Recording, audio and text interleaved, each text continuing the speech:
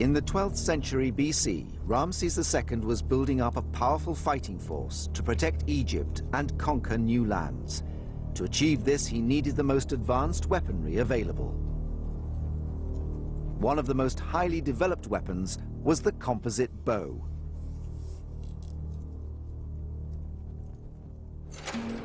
Stored away in the Cairo Museum is a unique set. These amazing weapons are 3,000 years old and have been magnificently engineered.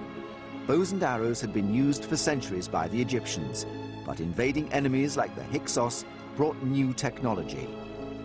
You have the Hyksos coming in with their compound bows, confronting the Egyptians. They can stand off out of range of the Egyptians and shoot them to pieces with compound bows. And the only solution the Egyptians have to that is to get the compound bow themselves. The Egyptians first used simple bows between 3 and 6 feet in length. These were later surpassed by the more powerful composite bow, constructed to achieve the greatest possible range, while retaining a manageable size and weight. Inside here is an extremely sophisticated piece of engineering. The body of the bow is created using thin strips of buffalo horn, which keep their shape and act as a powerful spring during firing. The horn was then attached to a preformed piece of wood with resin and left to set for a month. Once that's set, then the string comes off, and that's a bonded unit. Your horn's there. You've got a powerful spring, but there's so much energy locked up in there that it will explode on release and could break. Animal sinew was used to bind the bow together. Beaten until fibrous, it was bound around the main body for greater penetration. These are incredibly strong fibers that resist tension, and eventually it's going to look something like this. And this is then layered on the composite of wood and horn, and it gives strength and protection to the whole structure. All the elements of the bow were held together using a resin glue derived from fish, but this took a very long time to set. This is going to take something like 18 months to 2 years before it sets to the right and stable consistency. So making a composite bow was a very highly developed technology, but it was an incredibly expensive technology. Today's equivalent composite materials are fiberglass and carbon fiber. It's the same thing. Horn is essentially carbon.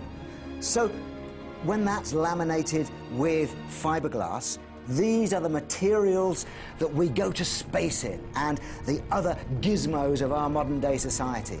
But the concept of composite structure giving extreme strength is as old as the Egyptians.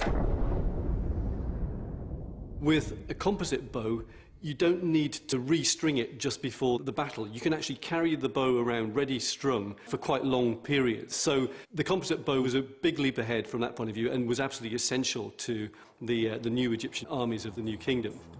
This was a really ingenious piece of technology. If you look at it in its unstrung shape, you will see how the composite materials, the horn, the sinew, and the wood, have been set for a preformed shape. So you can see these limbs are already set as a spring, so that when I string it, you've already loaded the spring in its state of rest. These limbs are already straining forward, and you get this wonderful shape that we see on all the wall carvings. And then when I pull it, it changes shape yet again and metamorphosizes into this wonderful crescent arc, full of power.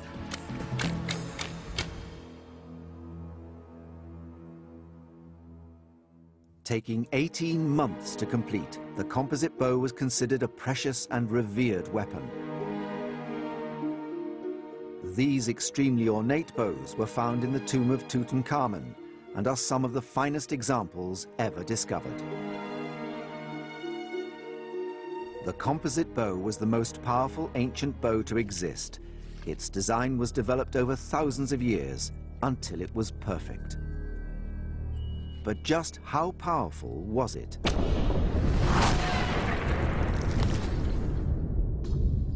This is a bow of the Mongolian type. It's a horse archer's bow, designed to be used from horseback. These that you see here are seers, and they're held to the bow by the knee, and they extend extra energy to the bow once it's drawn back. They give you a virtually unlimited draw right back across the chest, and that's when the bow really starts working. That's when the sears impart the energy to the bow.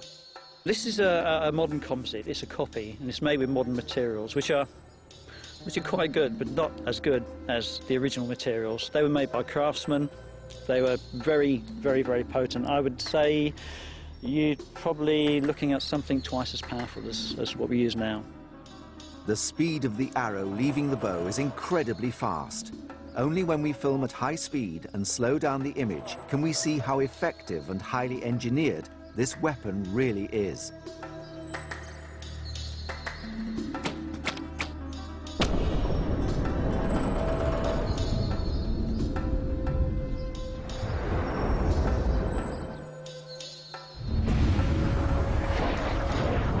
Action!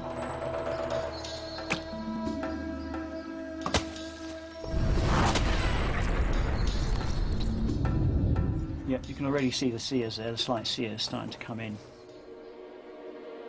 Once the arrow is released, it actually bends around the bow to allow it to carry on straight. And then what it does is what we call fishtail, from side to side until it straightens up. And you'd probably be looking at probably close to 300 feet per second for an arrow. 300 feet per second. That's over 200 miles per hour. The impact from such a weapon would be fatal.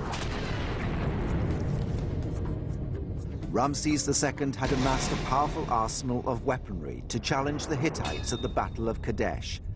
There was one more weapon which would be crucial in the outcome: the lightning-fast super chariot.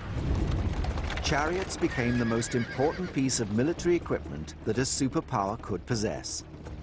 Chariots evolved over time from what was initially quite a clumsy cart with solid wheels and so on, into eventually the ultimate war machine, very lightly built, very efficient. It was probably the most complex object that anybody in the ancient world ever attempted to construct.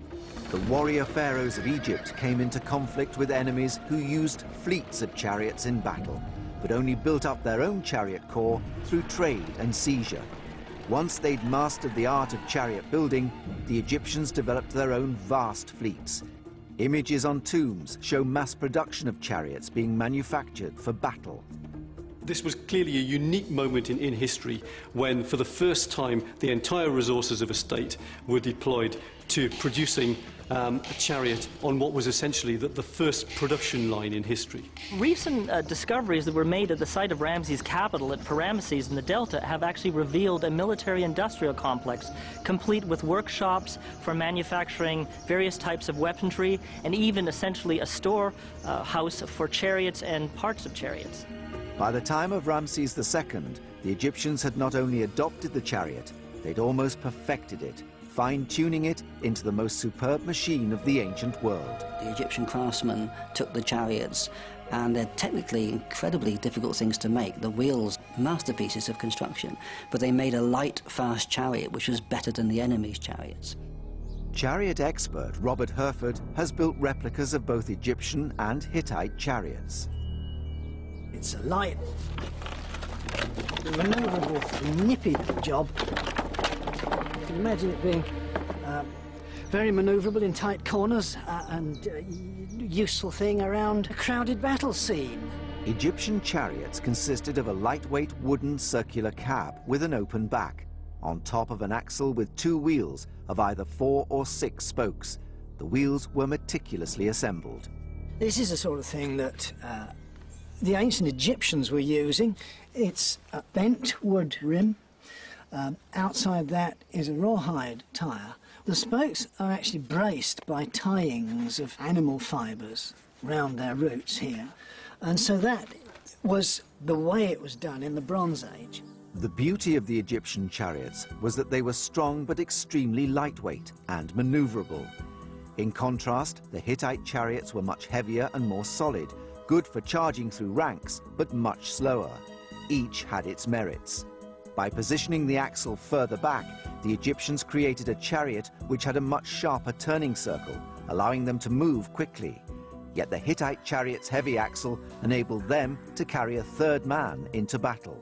Here we have a detail of the Battle of Kadesh, and you have a typical Hittite chariot. It's a larger, heavier chariot than the Egyptians have, holding a three-man crew.